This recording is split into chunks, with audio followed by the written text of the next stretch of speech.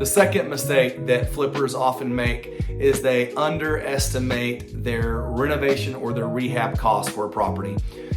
So what I'm going to tell you is that research shows that we end up actually underestimating most major home renovations by about 30%. So this is even you. If you're just saying, hey, I'm going to go renovate one of my personal home bathroom or kitchen, go ahead and add about a 30% buffer to the maximum you think you were going to spend. If you come in under, great, you can shoot me a text, comment on this, tell me you came in under. I will say congratulations, good for you. The majority of folks doing those are going to be 30% over.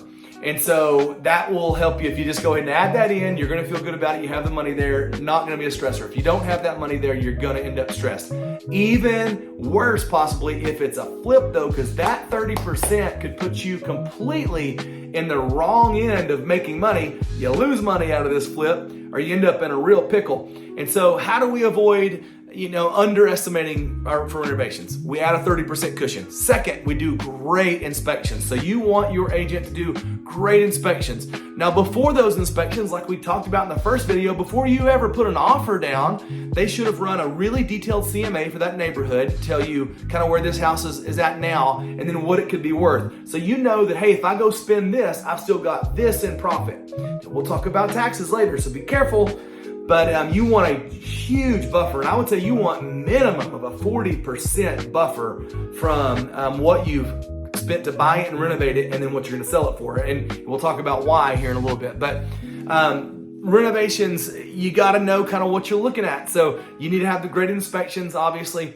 Don't forget about things like outside, landscaping, things like that. So when I walked up to my last flip project, I realized I've got to take all these bushes out in the front, bunch of trees in the back. They're completely unruly. They're leaning on my neighbor's fence. They're leaning on my neighbor's roof. I just took them all out. And so landscaping is going to cost you something. I'm going to tell you, when you're doing a flip, I would consider knocking out trees. And if you've got bushes that are covering your house, you're going to want to open that up so people can see all the great work that you did.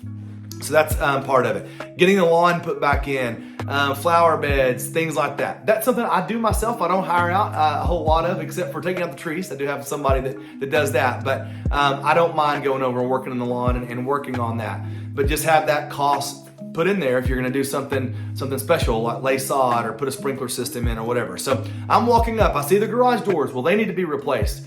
The garage door is something you actually, is the closest thing you get back in a renovation for dollar for dollar. It doesn't cost a whole lot, and typically people see it and they're impressed by it. You get typically dollar for dollar back on your renovation when you put in a garage door. You go into the house. I'm going to start looking at paint and flooring, and I'm going to decide how much do I think I'd have to pay in that. Well, I've done this enough now. I kind of know what paint and flooring run in our city and how much it's going to cost me.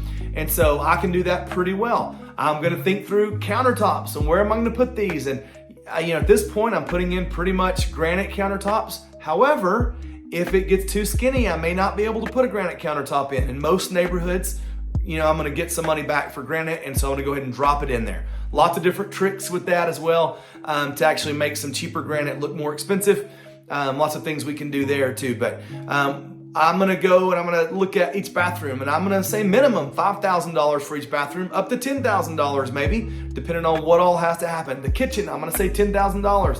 And I'm just going through here, and I have a spreadsheet, an Excel spreadsheet of everything, starting from the outside to everything, electrical, HVAC, everything I'm going to do. And I tally it all up. If there's something like a major plumbing repair, because we're going to run a scope down there, we're going to make sure that we know what we're getting into on the plumbing, right? So if that house is before mid-70s, you probably have cast iron unless it's been replaced. Even if seller says it's been replaced, you run a plumbing inspection with a camera. You run that thing down the line and you make sure. I would also test your gas line, by the way. Make sure that's not going to be a big surprise for you. And you make sure that your plumber, he's going to give you a quote. I'm going to add 30% to that quote just in case it's even worse than we thought. Now, a good agent's going to help you negotiate all that during inspections or get you a credit back, whatever it is. Or maybe get out of the deal if it's no longer becomes a good deal for you. But you at least need to know what you're getting into on that. You need to have a roofer come over. Make sure the roof is insurable, and if not, you need to figure out what is it going to cost me to get a roof on there. A lot of times, a seller might have an insurance policy where Maybe they won't, they're not able to, based on the price you're getting it for, put the roof on by themselves, but maybe you tell them, hey, I'll split the deductible with you or whatever, and you're able to get a new roof on that house. And so split the deductible by going up in your purchase price a little bit. Definitely worth getting a new roof because roofs are expensive. And then I'm going to go around that house. I'm going to look at all the things I need to fix and all the plans I'm going to do. I'm going to kind of get a rough outline for that, and then I'm going to add 30%. If we overspend during renovation, we have already killed our flip. I mean, it's just impossible. And so you want to know about major systems. You want to have quotes on things. And if you get to the point where it no longer makes sense based on the purchase price, then you've got to go back to seller during negotiations, and you've got to say, hey, I've got to have it cheaper. And they may or may not be able to do that, but better to get out of that than to overpay for it and then overpay for renovations.